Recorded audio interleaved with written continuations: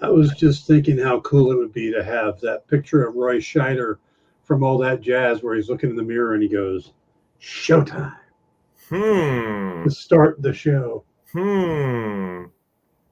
I was thinking about how much I missed the theme music. Hmm. So, hello, everybody, and welcome to Popco the Writers. We're back. We took last week off. We didn't take this week off, which you may be happier with last week or this week. That's up to you. Jim has spent this weekend at PulpCon, Pulp Fest. something, Pulp Pulp Fest. Fest. Yeah. Yeah, and I didn't go anywhere. Which you rarely do. You're like Nero Wolf. I am. I am. I'm still looking for my Archie Goodwin.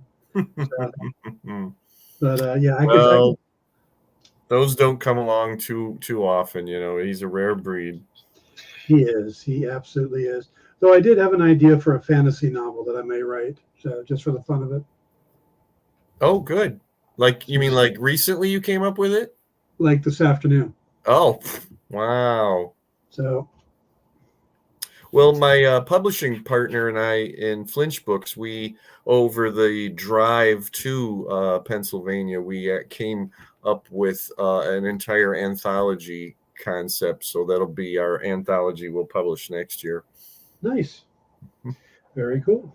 So I was thinking from the history side, I'd love to see somebody, and especially if I could participate in it, do a book on the Ultraverse.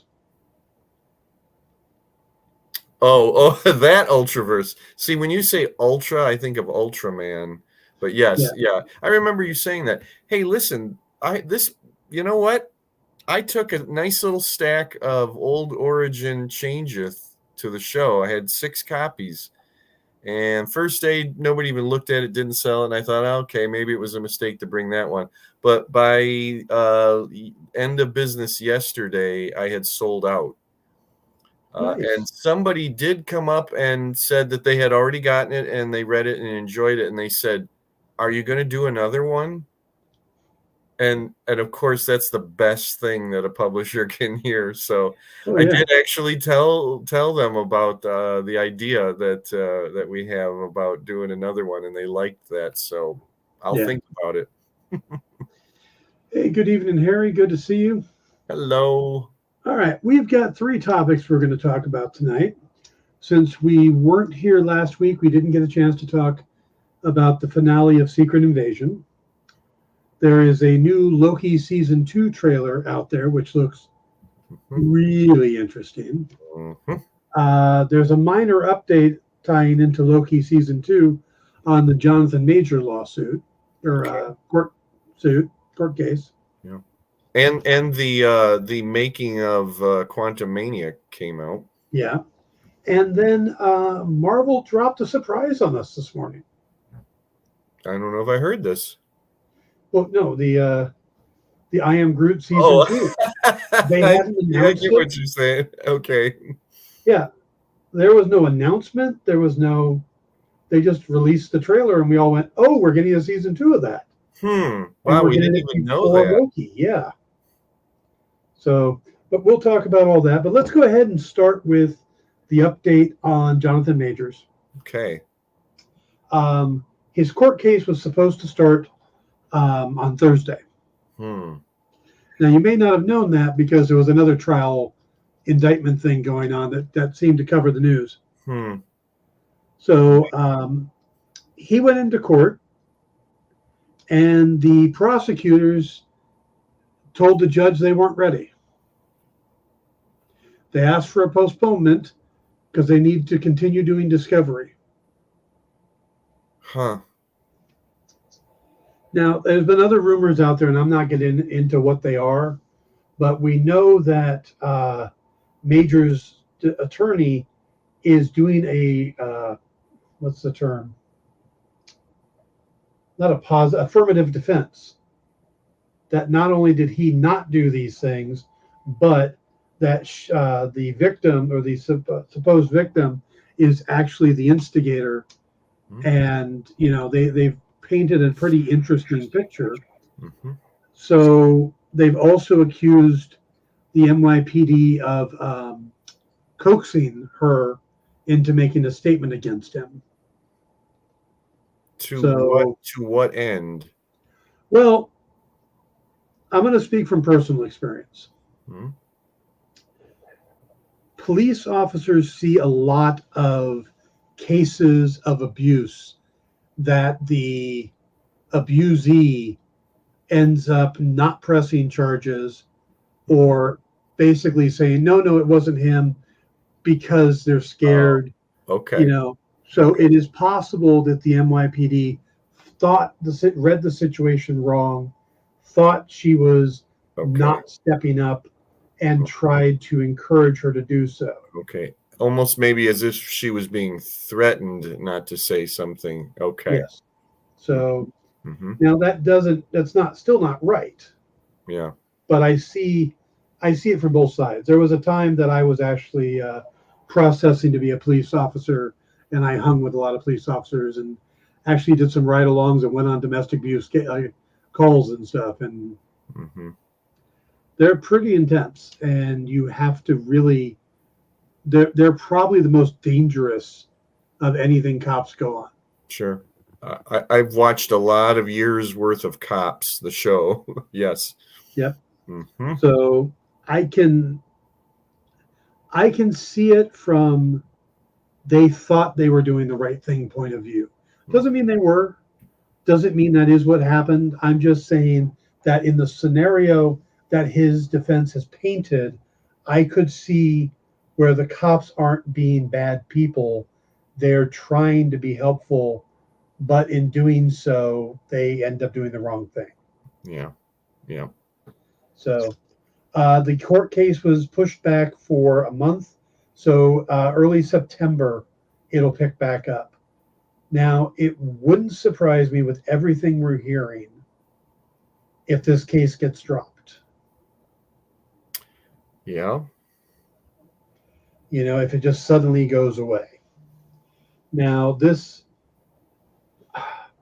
I give some validity to the evidence that Majors' attorneys have put forth based on Marvel Comics or Marvel Studios reaction. Mm. They buried the Ant-Man and the Wasp assembled, or Quantumania assembled for a while, Mm-hmm. and then they suddenly released it. Now, they didn't release it with a big fanfare, Mm-hmm. but between that and then the Loki trailer that came out, they do not seem to be distancing themselves from Majors. Like There was an aspect of the making of Quantumania that I found very, very interesting, and I began to notice it as it was going along. So Jonathan Majors is in it, and he's being interviewed, and I believe I'm sure it is. I can't really remember. I believe that his name was put across the bottom to identify him or whatever. Maybe it's not. I don't know, but every actor who's been interviewed or their character is being focused on, they have other actors from the movie talking about that actor and about working with them on the movie. Every single one. Mhm. Never once in the making of Quantumania does any other actor discuss Jonathan Majors, and his name is never said out loud during the whole special. He gets interviewed. He's on there. Not that much, but maybe it's about the same amount of time that everybody else gets. But I thought that was very interesting. He's the only one that the other ones don't go, oh, and then Jonathan really brought, this to it. And especially you would think that they would talk to Michelle Pfeiffer. Michelle Pfeiffer. I almost said Phillips. Michelle Pfeiffer, because she probably worked with him, maybe the most. Yeah. of everybody, because they do, when it's being focused on Paul Rudd, they go to the other actors and they say, and Paul's good, with doing this, and he improvises and everything. They all, talked about the young girl who plays Cassie, and all of that. They especially had Evangeline Lilly, praise her and blah, blah, blah. Never once does anybody discuss Jonathan Majors, and his name is never said out loud. Yeah. I can't imagine that special was made like that. No, because I know that I've watched or I've listened to the director's commentary, and Peyton Reed talks about him in it. Okay, So, that I'm not surprised, but I have a feeling that that this special was edited. And I mean, to me, it seemed like kind of petty. Like, so what? He's still in there. Why not just? It was just an odd omission, because you would think he's the bad guy. He's a main player in that movie. You would think the others would have them talking about wow, working with Jonathan. They may have removed that footage because even though the studio is choosing to continue with him, at least for now, they don't necessarily want to tie, to make the decision for the actors. Yes. Yeah. So that's a really good point. I didn't know if I was thinking like they don't want to come off as being his biggest fan, right? And or having somebody say, "Wow, they're really in his corner," because there's all this praise for him as an actor, in this. So it could literally be that, but they knew that it would be a glaring omission to not have him in there at all. Yeah. It's just like they could have done the Loki trailer without him. Yeah, I was maybe a little surprised that he does end up in the trailer. Well, he's in there in sort of two scenes. He's in there once as Victor Timely, and then his face is in there as a but other than that but I don't think he's going to be that big a part of Loki. Well, we'll get to Loki in a minute. Okay. Let's so Jonathan Majors, it's all put on hold until the early September. And like I said, it wouldn't surprise me if the case gets dropped because of a lot. I mean, if the stuff that his attorneys are saying is true, then I don't know. Court stuff is so screwy. The way that you haul everybody into court, and then one side says to the judge, "Oh, by the way, we're not ready, and we'd like some more time." I mean, I guess it's because it has to be on the official record and in front of everybody. But man, I'd be pissed. Like you drag everybody in there, and whatever. Yep. Yeah, I mean that's. I have a feeling that means that the prosecution feels they didn't have enough of a case, and they're trying to shore it up. Yeah, I think they're hoping for. Well, again, this is just speculation. Yeah. But I'm thinking that they're hoping to find something that they can then go after him about, because they don't have enough, and if they don't, and there is evidence of the cops coaxing her or coaching her, then he could sue the NYPD. Yeah. Oh, yeah. Yeah. Do you think it's likely that they're looking for other incidents in his past to buttress what this one, or? Yeah, probably, or they're probably they're trying to corroborate her testimony. One of the rumors I heard, and I have no way of verifying this, is that the believed victim has actually left the country. Wow! In the middle of a case? Yep. Or or a trial thing? Wow! Yeah. I didn't know they could do that. She's not the suspect. Yeah, that's true. Okay. Yeah, good point. Good point. Yep. So yeah, so we'll find out in September, if not sooner, if it's going to move forward. Yeah. And if he is innocent and if all this stuff is just trumped up, then I hope it goes away quickly and he can get things back rolling. Mm-hmm. And if it is the case and he did abuse her, then I hope it moves forward. I mean, Sure. Yep. I hope for justice in whatever form it should take in this case. Do you feel that there is Kang stuff in the Marvels? No. Okay. I think, well, okay, let's shelve it for real quick, and we'll bring it up in just a second. Let's talk about I Am Groot. Okay. A little lightheartedness now, Yeah. folks. Now, I believe that there was a good chance that we would have been told that this was coming during San Diego Comic-Con if Marvel had a panel. Yeah. This is probably one of the things they talked about. But Marvel hasn't done any announcements in a long time. So this was never announced. It was never on the phase board, and it is considered part of the MCU. Yep. And it's probably a bigger part of the MCU now if you watch the trailer, because there's a point where Groot steals the Milano and flies off into space, and when he does, he passes the outline of the Watcher. Yeah, yeah. I enjoyed that part. It's like, we're crossing over. So, and of course, this is in the past because he's little Groot, of course. And yeah, this is supposed to pick up right after the last 5.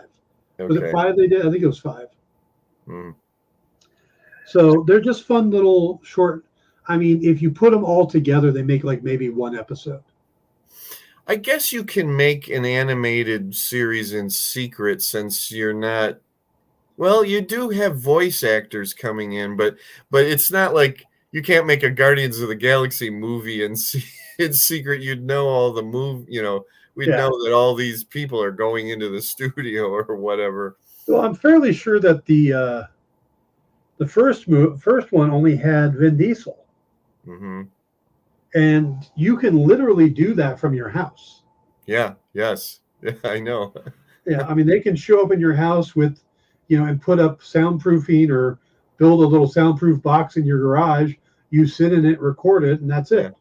Yeah. It used to be said that the Star Trek animated series from the 70s, the Saturday morning cartoon, that like Shatner and maybe some of the other actors would literally do the recordings like wherever they were, because it wasn't a big deal or whatever. Like, Shatner, in his bathroom at home recorded his lines of dialogue. So yeah, I know. Well, it's like for Doctor Who, the Big Finish audiobooks they do. Mm-hmm. Not Colin Baker, the one after Tom Baker. Peter Davidson. Peter Davidson has a soundproof room built in under his staircase. So that little tiny room you see under staircases, a little creepy. Yeah, he's turned that into his recording thing. That's cool. And the sound puffers he put up look like the white discs from his TARDIS. So he thinks he has his own TARDIS. Yeah, that's cute. That's great. By the way, so I'm looking forward to I Am Groot. It comes out before Loki. That's the other thing. They dropped the trailer for Loki, then a week later they dropped the trailer for I Am Groot on a Sunday morning. Just really weird, but well, you know what that means. Disney or Marvel's going down. This is yeah. I'm going down. Yeah, they're just that's it. I am beginning of so the end. Of Kevin Feige's probably already looking for a new job, and this is a sign of it. Releasing a Groot cartoon trailer unexpectedly. Yep. I saw a report today. The Fantastic Four script is supposed to be horrible. That's why everybody's turning it down. Yeah. Why the Fantastic Four script is the worst script ever. Yep. Oh. This person, but it's also Vanessa Kirby just got cast, and this guy got cast, and Adam Driver's still in the what? No, all work on casting is halted. Yeah, from what I understand, from what my insiders tell me. yeah. Which Well, means I read it on the internet. One of the rumors that popped up over the weekend or a few days ago was, I can't think of his first name now. Dennis Quaid and Meg Ryan's son, Jack Quaid. Jack Quaid. They said Jack Quaid's going to play Johnny Storm. This was the hot rumor. He'd already signed. And then Jack Quaid came out and said, no, I'm honored, but no. By the way, you should donate to the SAG. It's pretty much what his response was. Well, so, of course he's going to say, he probably is not allowed to say anything. Of course he's going to deny it. See how that works? I know, but that's my point is just about every channel out there now. First thing, of course, they do the warning or the, SAG-AFTRA said it's fine for us to analyze, review, and react to movies and TV shows as long as we don't do paid promotions. And then they do a paid promotion for something else in the middle of their video. But their videos have gotten so negative. Or how do you save the MCU? What I saw one just before I got here that the guy's idea for saving the MCU was to let Galactus eat it. Oh, and Antonio Banderas is going to be Galactus.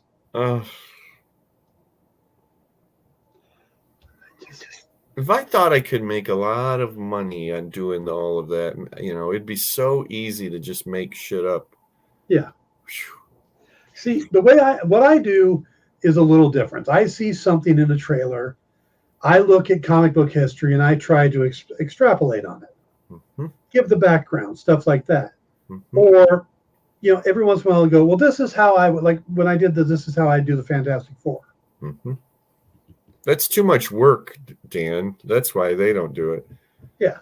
But it's like, we're okay, let's go ahead and get to the Loki trailer. Okay. There is a character in the Loki trailer that we know very little about. Okay, I think I know which one you mean. He's played by Raphael Castle. Oh, that's not the one I thought you meant. He's the guy that's wearing the white scarf, getting into a car at one point. He looks like an actor. Oh, okay. Or Loki's blasting him with green. Okay, right. Green energy. I think that he is a huge part of the series.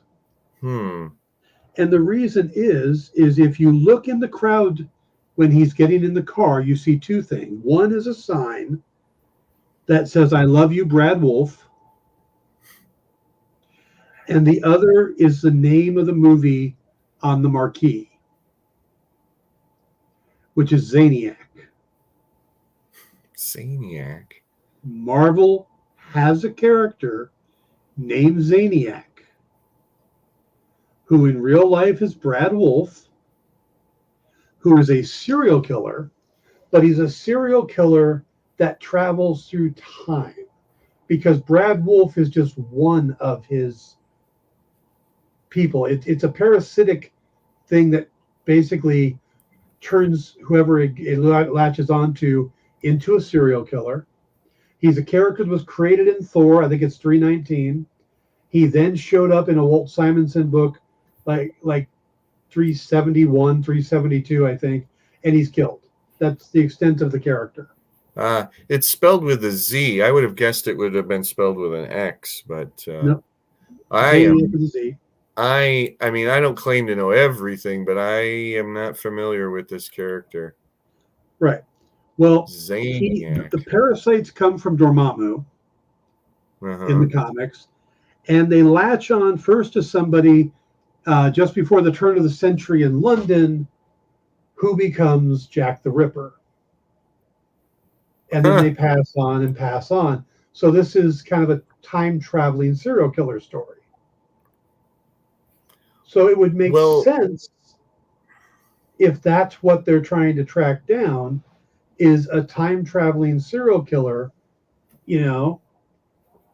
because Well, we, what's yeah, interesting is Clea is from the Dark Dimension, yeah, and we were introduced to her at the end of at the Mountains of Madness, or whatever the hell that was called. nice little Craftian pull. Yeah. But see, I think that they're probably not going to tie him into Dormammu, and they're probably going to not make it a parasite. They'll probably just make it this guy that maybe he's a renegade variant or something. They'll tie it into the TVA, and that's who they're chasing. There is also a famous serial killer who was, I think his name is H. Holmes. Oh yes, yeah. In fact, that's the book about him is Devil in the White City, which Yes. I highly recommend. And 1 year ago, it came up in my Facebook memories. 1 year ago, it was announced that Keanu Reeves was going to play him in the movie version of Devil in the White City. Yeah, I think he's left the project since. Oh, okay, well, it was a year ago, so I'm not surprised. Yeah. But my point is, though, around the time that he was killing in Chicago Mm-hmm. is when the Chicago Columbia exhibit goes on, Yep. which is where they go in the trailer. It's where they see Victor Timely. Oh, right, right. So it is possible, and I'm not saying this is 100%. I'm not saying there's rumor. I mean, this is me. This is what I do. This is me pulling threads in the trailer. Yeah, it's I could funny. see that. Go ahead. I could see that this is the main story, with Kang being the backstory. It's funny that the movie marquee would have the Zaniac name on it, like it becomes a movie. Well, that's what it was in the comics too. Oh, okay, is that right? Because it's a Yeah. it's a funky name for the Marvel Cinematic Universe, but Brad Wolfe was an actor starring in Zaniac when the Parasite took him over, okay, and he was in costume, so he became the Zaniac, kind of like the Creeper. Yeah, it looks like he had like green skin and green hair, and he had Hulk colors. He had like a torn purple. He has purple pants, a torn purple shirt, and he's got green skin and green hair. So the most of what I've seen is yellow skin. Well, it's kind of greenish yellow in the one that I'm looking at. I'm looking at the Marvel database, marvel.fandom.com. Yeah. Well, okay, good deep dive there. Yeah. So, like I said, it may be nothing, but we got the name Brad Wolfe. We've got Zaniac. We've got, and then in another scene when Loki hits him with a green energy blast and he goes flying, he passes by the name of a London street. So, maybe they're doing the Jack the Ripper thing too, and they're tying it all together. Yeah. So, and they do like to do that. I mean, they did it with DB Cooper. Right. Yeah, that's a good point. Yeah. Yeah. So it wouldn't surprise me if that is at least not a bigger part of the story. But then there's also Sylvie, and then there's rumors that there's an actress that's been hired to play an older version of Sylvie. Sylvie's working at McDonald's or a record store. We see her in both. And she has the classic 70s McDonald's outfit on. Yep.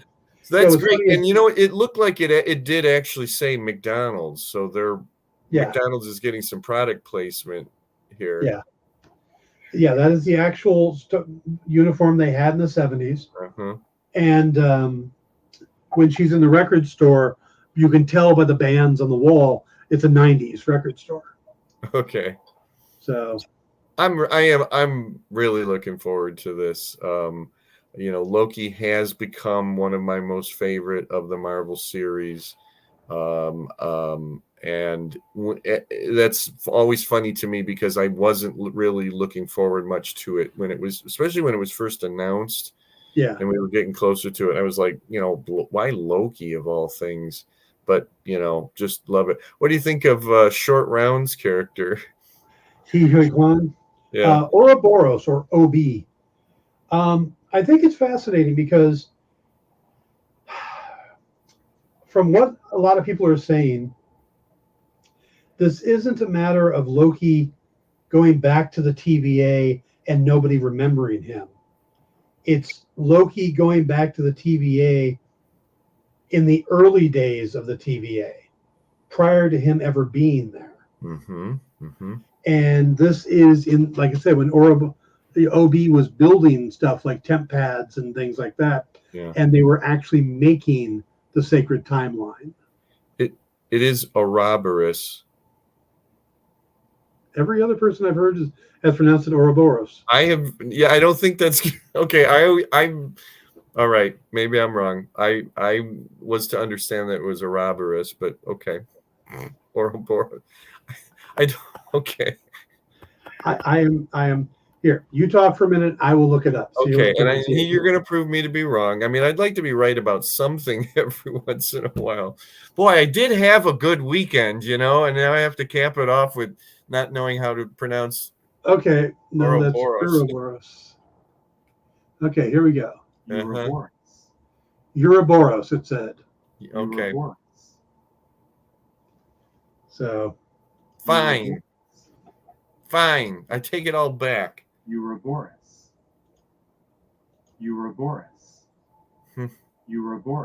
Okay, Dan, we get it. Jeez. Sorry. And it was a good weekend. Whew. Anyway. It's the snake that eats its own tail. Yes. Okay, I got one thing right there. And if you think about it, his name makes sense. It's a loop. Yep. Mobius is a loop of a sort. It's a weird shaped Mobius strip, but it's a loop. Mm-hmm. So maybe that's something, in the naming they do. And Ravana is, that's a type of. We don't really kind of see her very much in there. No, we see her at two different points, but it looks like she's hanging out with Victor Timely. Yeah. Yep. And they hit upon briefly. What's her name? The security lady. Hunter B-15. Yeah. I think she's maybe we see her once in that. Twice. Okay. We see her in a dress with gold necklaces and stuff that almost looks Wakandan. And then we see her in a doctor's office with a lab coat on. Okay. I need to watch the trailer again. I watched it really quick and with the sound down the first time, and then I watched it again, and I need to pay more attention to it, or I need to watch one of those Easter egg videos about it. Now, what's interesting is we see the scene where Mobius is going out to that device, which everybody's calling a time loom, LOOM. And that's supposed to be threading all of the things together. Oh, sure. This is the early days. Right, that's what a loom does, yeah. Yeah, and it's pulling together. They're creating the sacred timeline. But the design of it looks very similar to the device Victor Timely is showing off at the Chicago World Fair, Chicago Columbia exhibit. So I could see the puzzle pieces, but there's not enough there to really make it click. Yeah. But you can see some of the pieces going into place. So it's like, yeah, okay. So bring it on. Bring it on. I am really looking forward to it. Yeah. Plus, it's nice to get back to a series with a character that's already created. We don't have to go through an origin story, anything like that.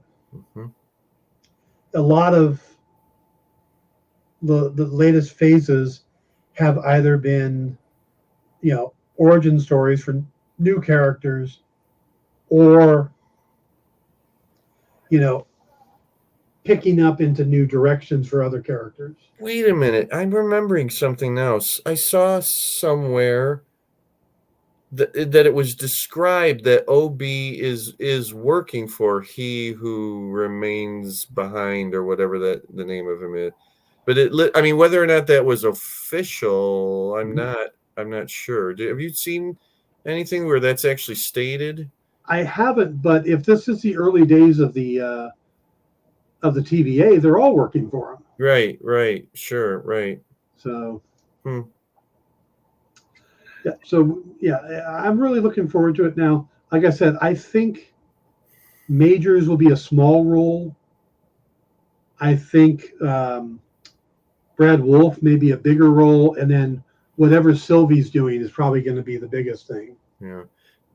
So you think that Major's role was always small in this, or that it got cut down after his troubles? No, I think it was always small. Okay. I think they're doing the Thanos thing where they're slowly building up Mm-hmm. to, we got the big thing with him, Mm-hmm. but I think now they just want to start rebuilding him, because one of the knocks I hear about Quantum Mania is the fact that Kang got his butt kicked. And one of the people I hear who reads comics actually said Kang always gets his butt kicked. Well, yeah, all the villains do. They're villains. Yeah, that's dumb. And then they come back and they try again. They get more deadly, So him getting his butt kicked at that point, being sucked into the time vortex, that may be what puts him back at this era and where he becomes Victor Timely. Mm-hmm. Mm-hmm. There's a lot of people condemning before they see all of it. Mm-hmm. So I did just rewatch Quantum Mania, and I still feel exactly the same about the end. It really should have ended with Scott and Hope still stuck in there, and it literally it's actually kind of dumb, that they're there for 30 seconds and then they're brought back again. I don't know. I realized that they wanted a happy ending or whatever, but man, that it really should have been that they were stuck there. Well, from what I understand, there was a couple reasons for that. One is that was the original plan, but they realized that they've had Scott stuck in the quantum realm already. Yeah, at the end of the last Avenger, Ant-Man movie. Yeah, Janet was stuck in the quantum realm. yeah. So it's been done. And then the other reason is that if they left them there, then they have to get them out for future movies. Okay. And if they're going to pop up in an Avengers movie, how much time are you going to spend getting them out of there? Or are you just going to do a quick little thing like we just saw? Or the Avengers movie takes place in the quantum realm. I know. I get it. Yeah. So it's the nature of the beast when you do a cohesive universe. Mm-hmm. Mm-hmm. So, but yeah, I thought it would have been interesting to leave them in there too, and then and in a way, I think it would be good for them because the threat's gone, and they could actually just spend time together without Hope running a business and and actually work on a relationship. Help those people sort of rebuild, after Kang. Yep, sure. Yep. Spend more time with the Ooze guy trying to figure out, his new life with holes. Speaking again of the Marvels and what you were saying about, they're building up, they're doing the same thing like Thanos, with Kang, and they're building up to it and all of that, which I would go back to what I said is that then there would almost, to me, it would make sense if there was something about Kang in the Marvels or a post-credit scene, that's one of the complaints about that. It doesn't seem like it's building up to anything, or at least not in the way that the Thanos saga did. Well, the problem is with the Marvels is that they've got three main characters they already have to, service. Yeah. Then they have Nick Fury. Yeah. We just got set up, thanks to the end of Secret Invasion, of a possible peace treaty between the Kree and the Skrulls.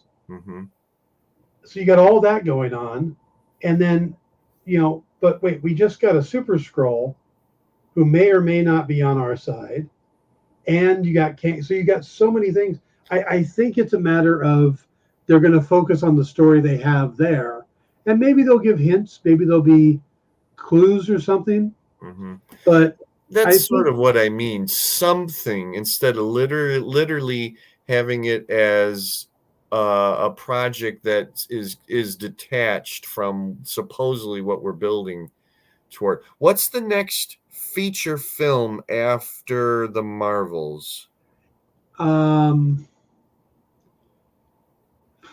want to say it's possibly Captain America: Brave New World, or Brave New World. Okay. Because I was thinking that, so many times a post-credit scene or mid-credit scene or something like that does sort of give us one little thing about whatever the next thing is coming. Do you know what would be the next TV series after Marvel? No, technically, Deadpool is the next one. Okay. Deadpool 3 is next, then Captain America. What would be the next TV series after the Marvels? Echo. Okay. I can't imagine it would have anything in there about Echo. Yeah. That would seem. And then Agatha and What If. Yeah. So, yeah, I think, well, it's like, and then Brave New World is supposed to finally deal with the giant celestial. Oh, really? Yep. Okay. Wow. There's the rumor I've been hearing on this, and again, it's just rumor. Yeah. Is that it's going to be the source of adamantium. Basically, they're going to, how they mine the Celestial's head on Nowhere? There's going to be a fight for the resources that they're going to pull out of the Celestial's body. Okay. I mean, I admit that, yes, they really should start to deal more with the Celestial. I mean, we got that little thing about why is there whatever that is, a giant hand sticking up out of the ocean. And yeah. Was that in She-Hulk, I think? Yep. Yeah, yeah. So a lot of people complain because they haven't gotten to that yet. It should have been mentioned more. They're going to get to it. There's a lot of stuff to deal with. Yeah. Yeah, if these strikes ever end, yeah, we may not be getting anything at all for like 2 years.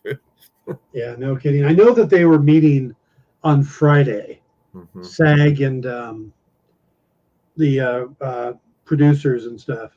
So I haven't heard anything come out of it yet, which is probably a good sign. If they met and everybody came out and would have started talking, I think that would have been a sign that it didn't make any progress. Yeah. But the fact that they were supposed to have met and we haven't heard anything makes it sound like there's actual active negotiations going on. Is Brave New World shut down completely? Is that right? Should be, yes. Okay. But so it had not finished principal photography. Not that I'm aware of. Okay. No. They were in the middle of filming it. Yeah, it's a shame. Too bad it hadn't, Same with Deadpool. So. Yeah. Yep. Yep. So everything is gone. It stopped. Basically, Echo's done. Agatha Coven of Chaos, I believe, is done filming. Yeah, that was going to be my next questions. Yeah. What If shouldn't be affected other than because I think voice actors are under a different contract. Oh. Though Marvel uses them differently. I was going to say, even if they're screen actors, they still handle different. Yeah, I don't know about that. That's the one caveat. Okay, but writers would still be involved potentially. Yes. Yeah. Yes, but I don't know if animation studios are under the same contract as TV and film studios. Okay, very interesting. So yeah, potentially What If could get moved up if that's the case. Yeah. So that they have something. Wow. It's going to be very interesting to see what happens to all these things that got halted. Oh, yeah. And especially with What If, because if they can keep using the animation studios, they could still, even if they can't use the voice actors, they can get all the animation done and then just do the voices as soon as the thing ends. Right. I mean, I know every studio has a stake in this, but one might think that Disney would be particularly eager to somehow get this thing settled and really push, for it. We'd hope. Well, I think a lot of it is the AI aspect. I think Disney looks at it, and Warner Brothers, that there's a lot of money that could be saved, especially when it comes to extras. And you have somebody come in, you pay them one day, you scan them, and then you can put them in. They want to be able to put them into every movie ever. They want to basically buy that look and likeness. And I'm not for that at all. No, that's the beginning of the end right there. Yep. Ugh. Having played an extra one or been an extra on something, Yeah. Ugh. I made some good money. Ugh. And Jeez. I wouldn't want to see myself a dead body on 75 different shows without getting paid for 75 different shows. Yeah, right. All right, let's go ahead and switch over to Secret Invasion. Yeah. What was your overall thoughts on the ending? How do you feel the series wrapped up? I am going to admit that I came out of it with some disappointment, and that was a little hard to take because I'd hit a level of enjoyment that carried me through, and then it wasn't complete disappointment, but I really did wonder why some things went the way they did. And I did think that kind of overall the writing was weak. There was some weak dialogue. Was nobody different wrote the very end one, did they? I don't know. I haven't looked. Okay. But here's my thought, and I'm probably totally wrong. For some reason, I felt that I was sensing fiddling by the higher ups or something, that it wasn't really, it would have been somewhat better. I don't know why I got that feeling that I walked away. I mean, with what we know now about things like Book of Boba Fett, or the Mandalorian thing, that there were directives from on high that affected the creative things, and I got that feeling for some reason about that finale. Whereas I thought do you want to put spoilers up at all, or doesn't it matter at this point? We're a week and a half out. Okay, good. 2 weeks after. Just thought I'd throw that out there. Yeah. I thought the final battle was good, but over just way too quick, and Gravik dispatched almost too easily, with no real explanation as to why she would be better than him and to be able to take him out. I mean, I got no sense that I did. But okay. First thing, Harry, I'm assuming you've already seen the ending of this. So you're the one, and I don't know, there's somebody else watching too, but I think Nick gave her a heads up on which DNA was in there and the potential powers to use. Because I'm thinking that Gravik probably knew the big Avengers, the ones everybody knows. But she tapped into powers that were more obscure. She tapped into Ghost's powers. Yeah, I thought that was very interesting. Somebody wouldn't know who Ghost is. Yeah. And she wasn't at the battle for Earth. So I think that's why she was because I think that Fury prepared her. Yeah. Little Batman-like thing, or the Mantis thing with sleep. Yeah. I don't think he knew that was even a possibility. Most of the stuff he used were brute force, where hers were more cunning. But in the end, I think it was, if I remember it correctly, fairly just a brute. I mean, she stabbed him or whatever.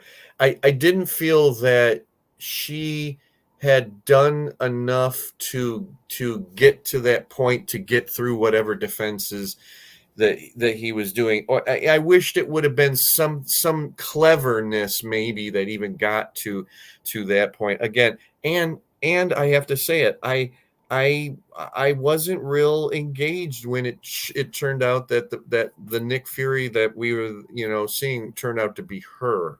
Yeah. I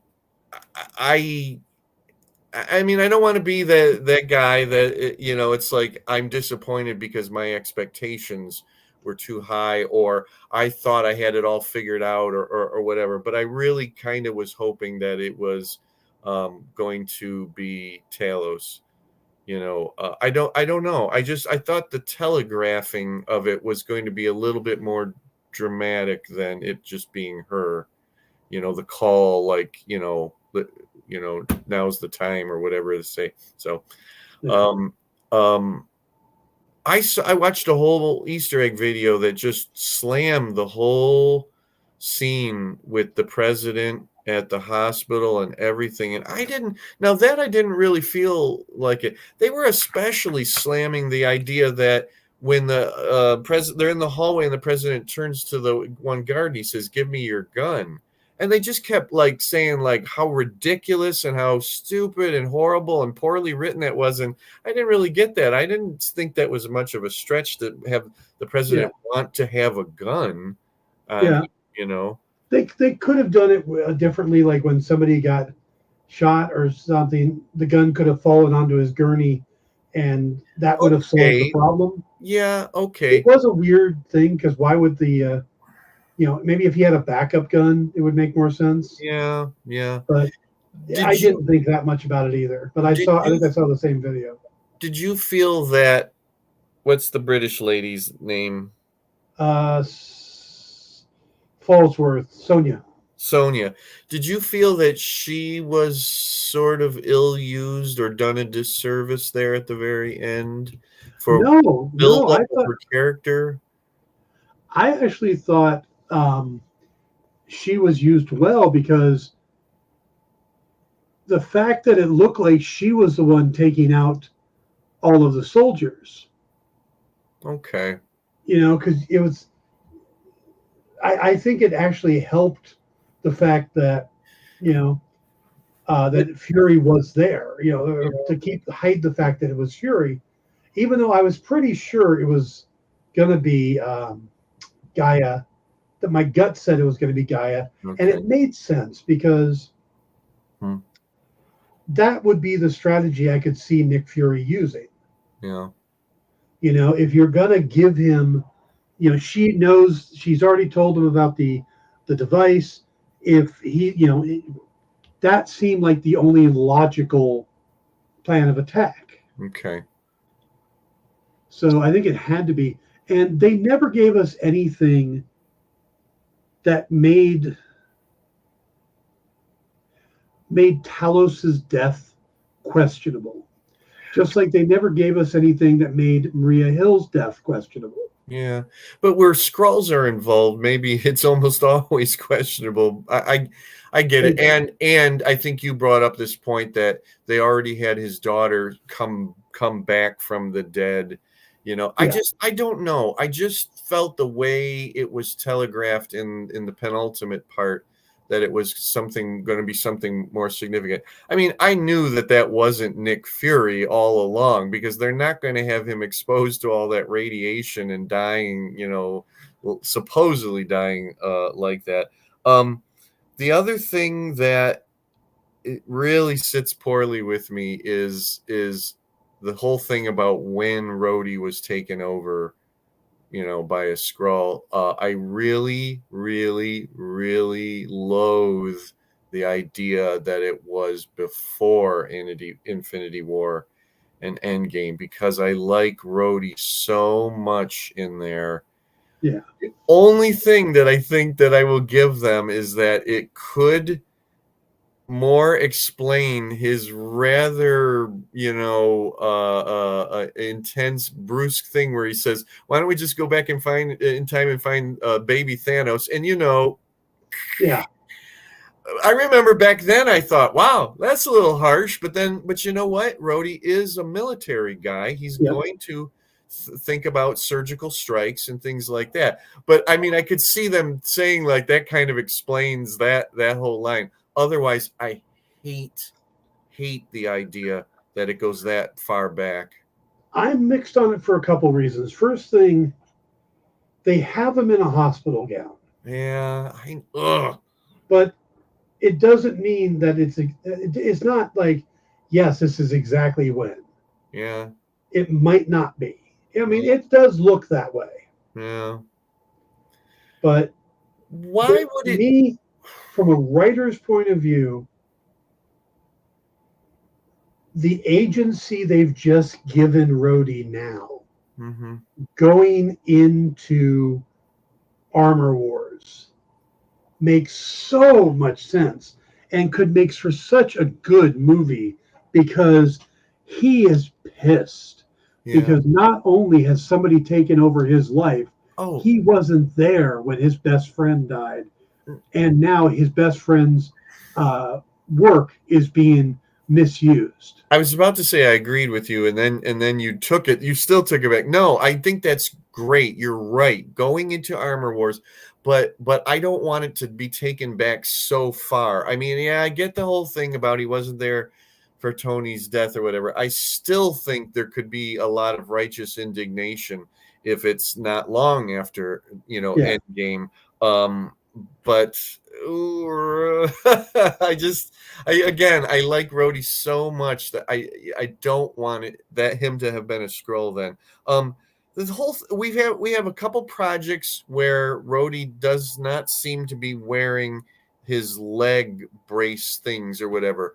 Why did nobody around Rhodey at all ask why he didn't have to have those anymore? that's a good question because Yeah. he had them in Endgame, Mm-hmm. but he didn't have them in Winter Soldier, Yep. and he didn't have them here. Mm-hmm. So it's possible that he had surgery, Yeah. or maybe he went in to have surgery to repair it, and that's when they swapped the scroll. Okay, that will be fine then with me. That would be beautifully fine. That okay, I'll be totally on board with that. Just don't take it back, but to Civil War. Yeah. Which everybody is suggesting now. See, I like that solution to the whole hospital gown thing. I'm still gonna say overall Secret Invasion, some just incredible acting jobs. The addition of Sonya as a new character. Do you feel that that's all going to get picked up in Thunderbolts? Maybe Oh, that she's might actually be its own thing. she's building, I assume, MI6 or 13. MI Yep. 13 is it? Might be Excalibur. Yeah, and I was thinking that might be what the Thunderbolts go up against, Yep. And there is a character in Excalibur who's a shape changer, Megan. Yeah. Are you happy with the fact that, or the idea of at least, that Gaia is perhaps the most powerful being now in the MCU? I feel like they're going to walk that back. I think so too. I wouldn't be surprised if they said that those powers wear off, it Yeah. fades away. I Or they would tone all. down, or she can't keep all of them. Mm-hmm. Maybe she can hang on to, some of them, Yeah. didn't take as well. Yeah. Yep. I think it's possible. Yep. So, Really, and then the really, and we haven't brought it up yet, but the worst thing of all, my biggest complaint about Secret Invasion is that Quake never appeared. uh, And but I would have been happy if she had, but it would have had to be way early on because I like the character and I like the actress and I like Agents of S.H.I.E.L.D. I don't I'm know with where you the on hell all that. anybody ever came up with that thing in the first place, but and to think that it was going to be like there were some people who honestly believed it was still going to be in part 6. Like they were just going to throw that in there at the very end. Yep. I called in some friends. Here comes Phil Coulson and Quake and Simmons and Yeah, Fitz and Fitz and Simmons. Yep, uh, and the cavalry. yep. I think the problem is we live in a world where there are websites out there that make money producing content Mhm. involving the MCU at a time when the MCU isn't actually putting out a lot. Mhm. Everything is slowed down.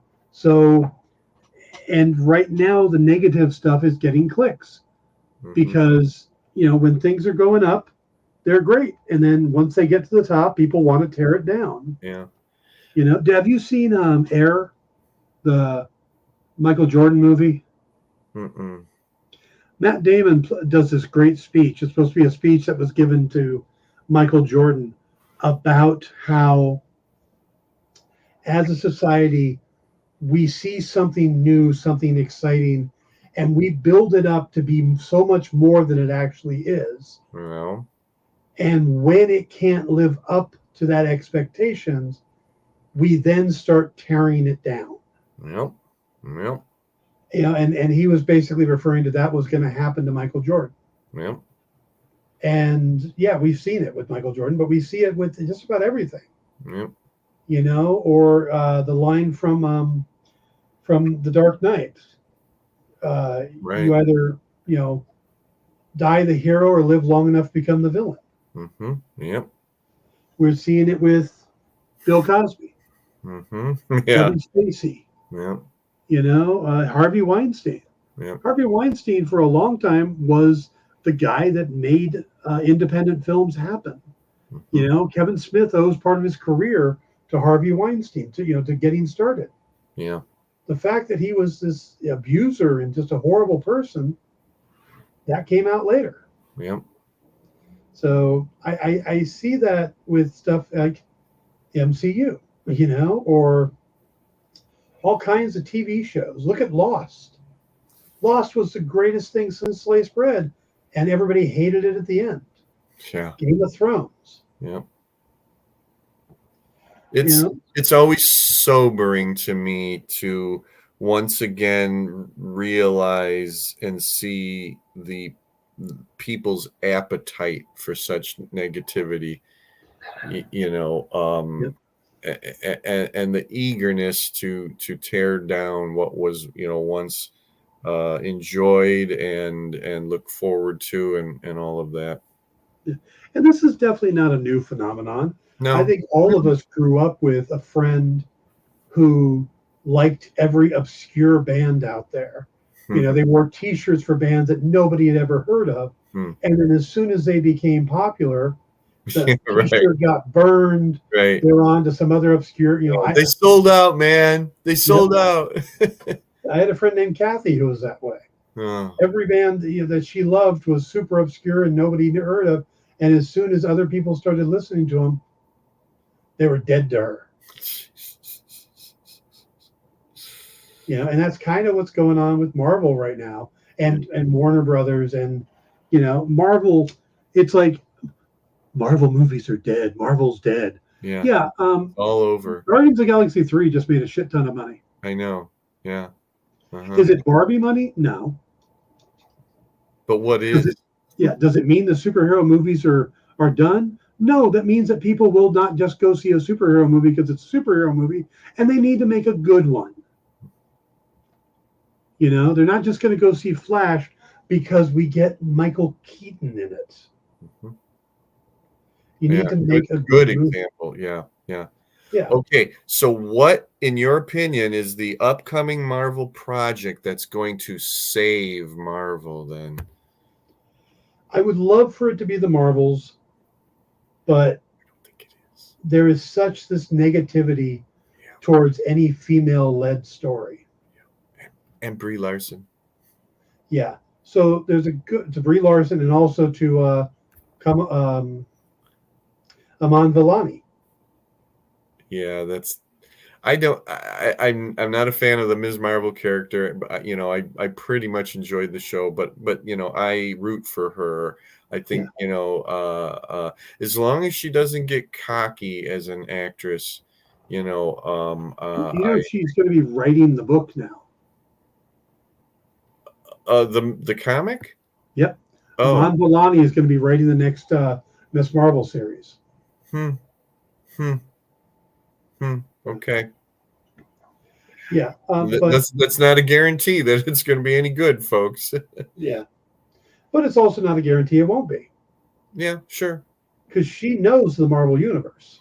Yeah, sure. She used to argue with Kevin Feige. Yep. I mean, in that respect, she is her character. You know, Yeah. she's a fangirl for all of that. But you also got to look at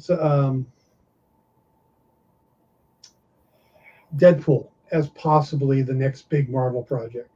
That's my thought. It's not going to be the Marvels. It just isn't. Yeah. I have a feeling Loki season 2 is going to be overall well received. Yeah. I really do feel that. But as far as a feature film, yeah, I'm thinking it's probably going to be Deadpool. Yeah, I think people are gonna love Loki, hate on Echo, ignore Chaos of Coven of Chaos, and then with the movies, they're probably gonna, talk bad about the Marvels, even though it'll probably be a perfectly fine movie. Yeah. And then everybody will love Deadpool, and then there'll be mixed reviews, but it'll make good money for Captain America 4. Yeah. At one time, I would have said that the savior in all of this was going to be Fantastic Four, but I left that thought behind a long time ago now. Well, the script is supposed to be horrible. I was the one that wrote that article that said that. Yeah, I helped create that headline and everything. But yeah, I just now it's the boat has sailed. I don't think it could succeed even if it was good. It's got so much against it now. How the Fantastic Four could succeed is if they treat it like a science fiction project. If they treat it like Swiss Family Robinson or the Space Family Robinson or whatever it is, if they treat it from that point of view, focus on, do it like Jack and Stan did in the beginning. Don't try to make the next big superhero movie. Make the big sci-fi movie. Yeah, that they're explorers more than anything, and then a family of explorers for that matter. Yeah. And for God's sakes, do not look at 64 as a sci-fi movie. Have you seen that? No, is that the Adam Driver thing? Yep. No, and you know what? I don't think anybody I know went to see it, and if they did, they didn't say anything about it. It just was kind of here and gone, right? Yep. It's on a paper. It's on one of the streamers. Okay. I don't know which one, but we watched it, Lisa and I, and it is almost MST 3000 worthy. Wow. There are moments that I made jokes that were better than the movie. Little comments and stuff, And yeah, at one point I busted out an Arnold Schwarzenegger. I went, "Get to the chopper," and that had Lisa in hysterics because it worked perfectly in the scene. And there just wasn't anything. It's such a sad movie. Sad. Yep.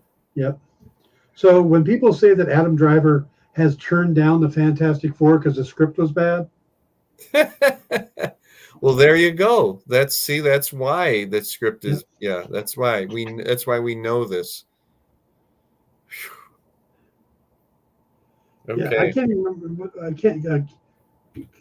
Kylo Garth or Kylo Goth. He's obviously not picking good movies. Okay, on that note, here we go.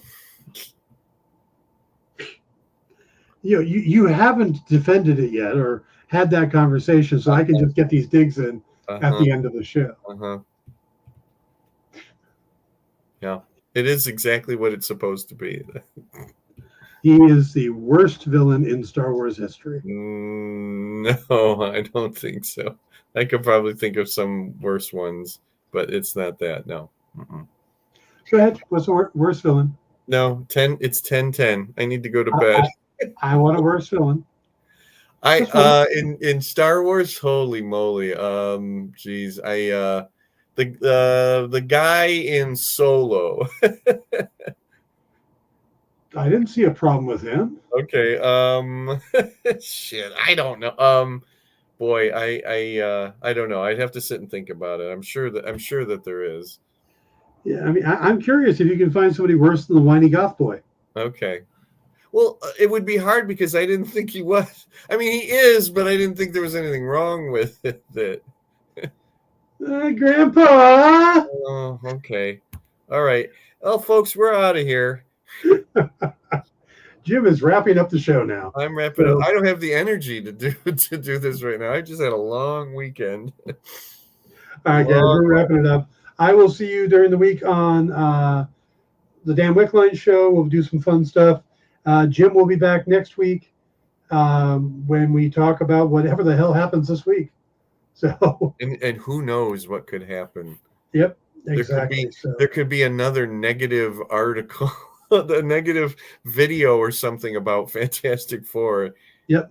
Or maybe we'll take the history of the character Zaniac and set it into the lyrics to the song Maniac and sing it together. I've already been doing that this entire show. I've already been singing, he's a Zaniac. By the way, anybody who has not caught, and I'm going to throw this out there because it's phenomenal to me. I don't have Paramount Plus, so I haven't been watching the new Star Trek stuff. Mm.